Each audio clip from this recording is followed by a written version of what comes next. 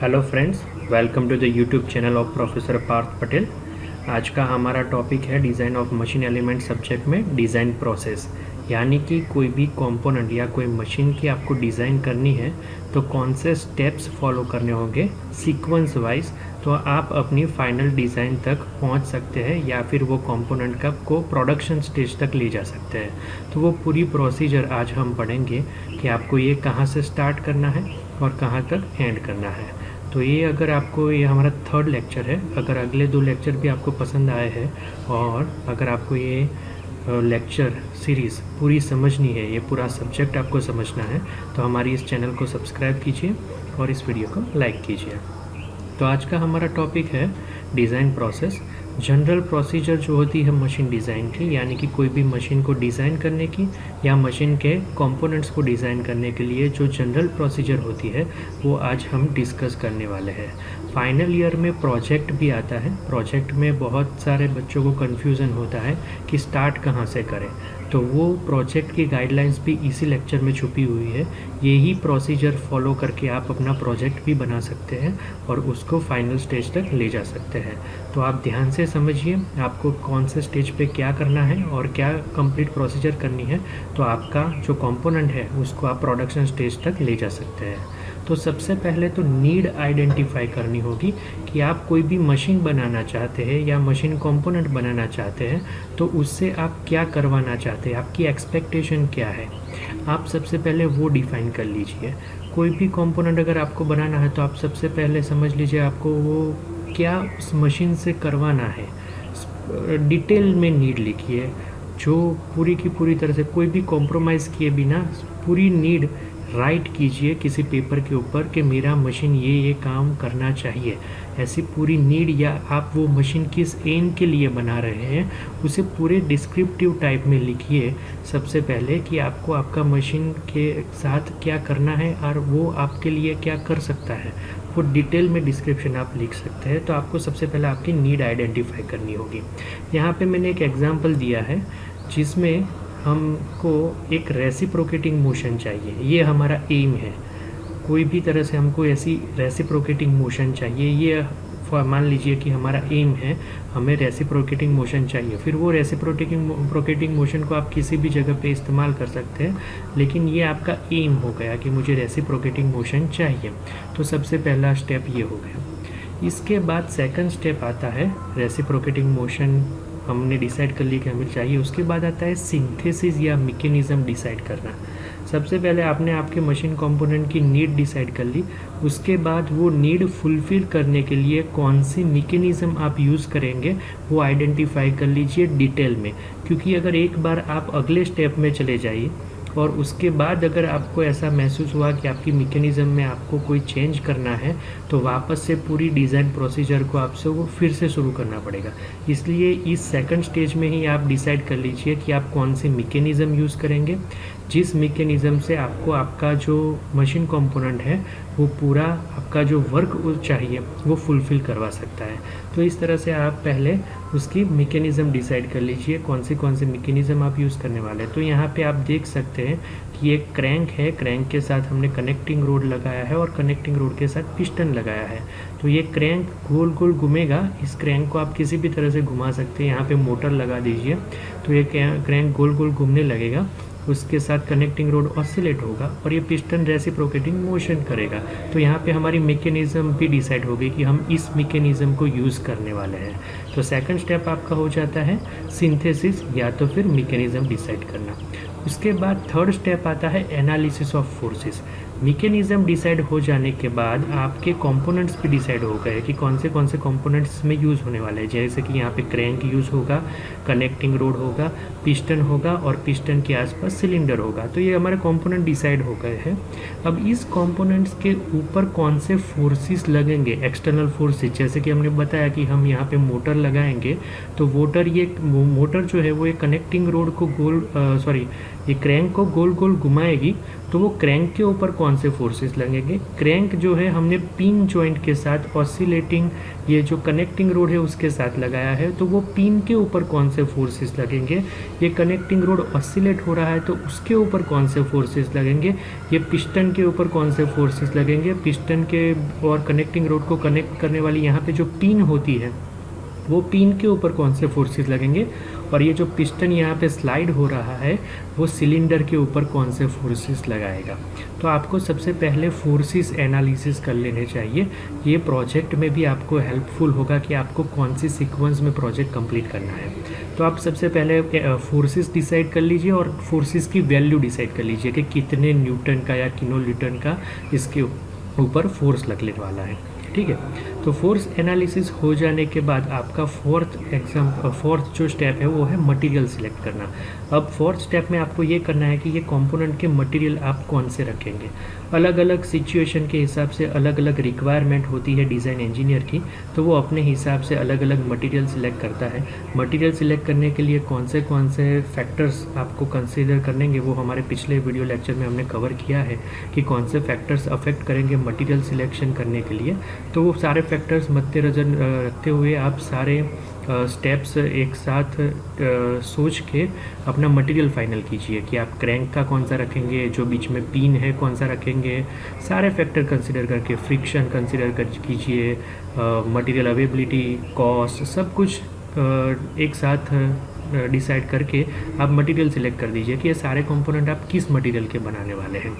Cylinder किस material का बनाएंगे, पिस्टन किस मटेरियल का बनाएंगे, कनेक्टिंग रोड किस मटेरियल का बनाएंगे। सब कंपोनेंट्स के मटेरियल सिलेक्ट कर दीजिए। उसके अलग अलग फैक्टर्स होते हैं, हर एक सिचुएशन के हिसाब से वो फैक्टर्स चेंज होते हैं और उस हिसाब से मटेरियल भी चेंज होता है। तो एज ए डिज़ाइन इंजीनियर बहुत सारी आपके पास लाइब्रेरी होनी चाहिए मटेरियल की और मटेरियल की प्रॉपर्टी की।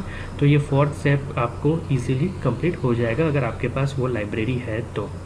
फोर्थ स्टेप के बाद आपका फिफ्थ स्टेप आता है, आपको डिज़ाइन करना है। तो ये जो सब्जेक्ट है डिज़ाइन ऑफ मशीन एलिमेंट्स वो यहाँ फिफ्थ स्टेप से स्टार्ट होता है। ये जो फिफ्थ स्टेप में जो कुछ भी करना है वो हम इस सब्जेक्ट में पढ़ेंगे, क्योंकि ये सिंथेसिस है वो आप टॉम में पढ़ गए हैं, थियरी ऑफ मशीन में पढ़ गए हैं। एनालिसिस ऑफ फोर्सेस है वो आप EM और SM में पढ़ चुके हैं।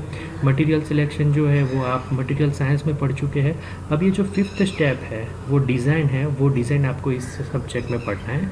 तो इसके लिए आपको डिज़ाइन क्या करना है, डिज़ाइन मीन्स आपको इसके ऊपर जो एक्सटर्नल फोर्सेस है और जो आपने मटेरियल सिलेक्ट किया है उस हिसाब से इंडिविजुअल कंपोनेंट में कितना स्ट्रेस डेवलप होगा वो स्ट्रेस आपको डिसाइड करना है। और स्ट्रेस के हिसाब से आपको ये कंपोनेंट की साइज़ भी डिसाइड करनी है और शेप भी डिसाइड करनी है।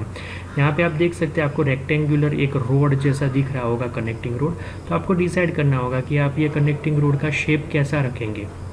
कनेक्टिंग रोड रियल लाइफ में हम सब ने देखा है इंजन में कि कैसा होता है, और यहाँ पे एनिमेशन में मैंने सिंपल एक रोड दिखाया है। तो आपको ऐसा सिंपल रखना है, सर्कुलर रखना है, टैपर्ड रखना है, आई सेक्शन रखना है। वो सब आपको स्ट्रेंथ ऑफ मटेरियल का कॉन्सेप्ट है वो लगा के आपको इसका शेप डिसाइड करना होगा। शेप डिसाइड करने के बाद आप इसका डायमेंशन निकाल लीजिए कि जो एक्सटर्नल फोर्सेस इसके ऊपर लगने वाले हैं उसको सस्टेन करने के लिए इसका डायमेंशन क्या होना चाहिए, इसकी विड्थ क्या होनी चाहिए, इसकी थिकनेस क्या होनी चाहिए, और वो भी मटेरियल और एनालिसिस ऑफ फोर्सेस ये दोनों का कॉम्बिनेशन होके आपको ये सब समझ में आएगा कि इसका डायमेंशन आप क्या रखेंगे। तो ये हो गया फिफ्थ स्टेप, यानी कि डिज़ाइन, एक्चुअल डिज़ाइन कंपोनेंट की, जिसमें आप उसका साइज, हर एक कंपोनेंट का आप यहाँ पे साइज़ निकालते हैं यानी कि डायमेंशन निकालते हैं, और ये क्रूशल है डिज़ाइन प्रोसीजर में ये स्टेप। डिज़ाइन एक बार हो जाए, डिज़ाइन होने के बाद आपका सिक्स्थ स्टेप हो जाता है मॉडिफिकेशन। अब मॉडिफिकेशन क्यों करना होता है, मॉडिफिकेशन करना होता है, आप जैसे कि हमने पिछले लेक्चर में पढ़ा था कि आप एज अ डिज़ाइन इंजीनियर आपको कॉस्ट का भी ध्यान रखना है, आपको मैन्युफैक्चरिंग प्रोसेस जो अवेलेबल है आपके वर्कशॉप में उसका भी ध्यान रखना है। ये आपका जो मशीन कंपोनेंट है वो कौन से एनवायरनमेंट में वर्क करने वाला है, यानी कि कोरोड एनवायरनमेंट है तो आपको मटेरियल उस तरह से चेंज करना पड़ेगा। हाई टेम्परेचर पे अगर वर्क करने वाला है तो इस हिसाब से आपको मटेरियल सिलेक्ट करने पड़ेगा। तो अब ये मॉडिफिकेशन स्टेज आ गया, considering mainly manufacturing process and cost. आपकी कॉस्ट बियॉन्ड जा रही है लिमिट, तो आपको फिर अल्टरनेटिव डिज़ाइन स्टेप्स इसमें इंक्लूड करने पड़ेंगे जिससे कॉस्ट कम आए। और मैन्युफैक्चरिंग फैसिलिटीज़ जो आपके वर्कशॉप में अवेलेबल नहीं है, तो जो वर्कशॉप में फैसिलिटीज़ अवेलेबल है उस हिसाब से आपका कंपोनेंट बन सके वैसे मॉडिफिकेशन आपको करने पड़ेंगे। तो डिज़ाइन एक बार हो जाए उसके बाद का स्टेप आता है modification, considering manufacturing process, considering cost, considering working environment of machine component, considering transport also. जैसे कि हमने पंखे का एग्जांपल लिया था पिछले लेक्चर में कि वो ब्लेड्स जो होती है पंखे की वो अलग अलग क्यों बनाते हैं। डिज़ाइन तो आप वो ब्लेड्स को वेल्डिंग से कनेक्ट करें या रिवेट से कनेक्ट करें या स्क्रू से कनेक्ट करें, वो फोर्सेस तो ले ही लेगा, लेकिन फिर हमने उसको मॉडिफाई किया क्योंकि अगर ब्लेड डिसअसेंबल हो सके ऐसी हो तो हम उसको डीअसेंबल करके ट्रांसपोर्ट करवा सकते हैं और फिर वापस से असेंबल कर सकते हैं। तो ये मॉडिफिकेशन हुआ एक डिज़ाइन में। तो वो मॉडिफिकेशन स्टेज आपको यहाँ पे देखना होगा कि आपकी डिज़ाइन हर तरह से बेस्ट और बेटर कैसे हो सके, तो वो इस स्टेप में आपको डिसाइड करना है। मॉडिफिकेशन एक बार हो जाए और आपकी डिज़ाइन फाइनल हो जाए उसके बाद का स्टेप आता है डिटेल ड्राइंग। डिटेल ड्राइंग में आपको इंडिविजुअल कंपोनेंट्स का जो हमने बेसिक इंजीनियरिंग ड्राइंग या फिर मशीन ड्राइंग में जो हम पढ़ चुके हैं, जिसमें इंडिविजुअल कंपोनेंट की ड्राफ्टिंग करनी होगी आपको, वो फ्रंट व्यू में कैसा दिखेगा, टॉप व्यू में कैसा दिखेगा, जब पूरा असेंबल हो जाएगा तो उसकी असेंबली ड्राइंग भी आपको देनी होगी, डिटेल ड्राइंग भी देनी होगी उसकी, साथ में बिल ऑफ मटेरियल भी बनाना पड़ेगा। सब कुछ आपको बना के एक पेपर फॉर्म में उसका ड्राफ्टिंग करवाना पड़ेगा। ये ड्राफ्टिंग करवाने का जो लोग होंगे उसको आपको समझाना पड़ेगा कि आपको इस तरह से ड्राफ्ट करना है, तो वो हर एक पार्ट की, हर एक असेंबली की डिटेल ड्राइंग करेंगे। ये ड्राइंग हम किस लिए करते हैं? क्योंकि इंजीनियरिंग में कम्युनिकेशन जो है वो बाय ड्राइंग होता है। आप ये जो यहाँ पे स्लाइडर क्रैंक मैकेनिज्म दिख रही है, इसको आप वर्बली नहीं समझा सकते। अगर आप इसको ड्रॉ कर दे अच्छे से तो जो मैन्युफैक्चर करने वाला है, मैन्युफैक्चरिंग में प्रोडक्शन इंजीनियर जो है वो अच्छे से समझ जाएगा कि इसके लिए रॉ मटेरियल कौन सा परचेस करना पड़ेगा, इसके उसके ऊपर प्रोसेसिंग कौन सी करनी पड़ेगी, उसकी असेंबली कैसे होगी। तो वो ड्राइंग की मदद से, ड्राइंग एक कम्युनिकेशन है, लैंग्वेज है एक इंजीनियरिंग में, तो आपको ड्राइंग अगर आप कर देंगे तो आप अपना जो डिज़ाइन का कॉन्सेप्ट है वो प्रोडक्शन इंजीनियर को, परचेज इंजीनियर को ईजिली समझा सकते हैं, तो वो उस हिसाब से आगे प्रोसीड कर सकते हैं। तो डिटेल ड्राइंग आपका नेक्स्ट स्टेप आएगा। डिटेल ड्राइंग हो जाए उसके बाद का लास्ट स्टेप आपका आएगा प्रोडक्शन, यानी कि जो भी ड्राइंग आपने प्रोडक्शन डिपार्टमेंट को दी है, प्रोडक्शन डिपार्टमेंट उस हिसाब से रॉ मटेरियल परचेस करेगा, उस हिसाब से प्रोसेसिंग करेगा, उसकी असेंबली करेगा और फाइनल आउटपुट आपको देगा। यहाँ पे एक फीडबैक चैनल भी होती है प्रोडक्शन के बाद में। ये बेसिक जनरल प्रोसीजर है, लेकिन प्रोडक्शन से एक फीडबैक भी होती है कि अगर प्रोडक्शन पॉइंट ऑफ व्यू कोई प्रॉब्लम है डिज़ाइन में, कंसिडरिंग मैन्युफैक्चरिंग प्रोसेसिंग, ऐसा भी एक कॉन्सेप्ट होता है कि मैन्युफैक्चरिंग पॉइंट ऑफ व्यू से डिज़ाइन, अगर उसमें कोई प्रॉब्लम है तो प्रोडक्शन इंजीनियर यहाँ से फीडबैक आपको वापस देगा मॉडिफिकेशन स्टेज में, तो आप वापस से मॉडिफाई करके, आप वापस से डिटेल ड्राइंग करके वापस से उसको दे सकते हैं। तो ये पूरी जनरल प्रोसीजर है किसी भी मशीन को बनाने के लिए या वो मशीन के किसी कंपोनेंट को बनाने के लिए। तो आप ये पूरी प्रोसीजर एक बार अच्छे से देख लीजिए। इसी प्रोसीजर से जनरली कोई भी नया कंपोनेंट बनेगा या फिर आप प्रोजेक्ट करने जा रहे हैं, आपको प्रोजेक्ट में भी कई बच्चों को प्रॉब्लम होता है कि वो कहाँ से शुरू करें। कई बच्चे क्या कर लेते हैं कि पहले से डिसाइड कर लेते हैं कि ऐसा हमारा फैब्रिकेशन होगा, ऐसा हमारा स्ट्रक्चर होगा, और वो मशीन से जो भी काम हो पाए उसको चला लेते हैं। ऐसा मत कीजिए। पहले आप अपनी नीड आइडेंटिफाई करिए कि ये चीज़ काम तो आपका मशीन करना ही चाहिए। वो अगर कम्प्लीटली डिफाइंड होगा, उसके बाद कम्प्लीटली डिफाइंड मैकेनिज़्म होगी और यही सारे स्टेप्स आपने अच्छे से फॉलो किए होंगे, तो वो चीज़ आपकी प्रोडक्शन स्टेज तक अच्छे से चली जाएंगी। तो ये जनरल प्रोसीजर है मशीन डिज़ाइन की। प्रोजेक्ट के लिए भी यही गाइडलाइन आपको फॉलो करनी है। तो कमेंट सेक्शन में आप ज़रूर बताइएगा कि ये वीडियो लेक्चर की सीरीज़ आपको कैसी लग रही है, और अगर अच्छी लग रही है तो इसे सब्सक्राइब कीजिए। पूरा लेक्चर आप ध्यान से देखिए और ये पूरी लेक्चर सीरीज़ में आपको डिज़ाइन जो है मशीन एलिमेंट्स की वो अच्छे से आ जाने वाली है। तो इस चैनल को सब्सक्राइब कीजिए। Thank you.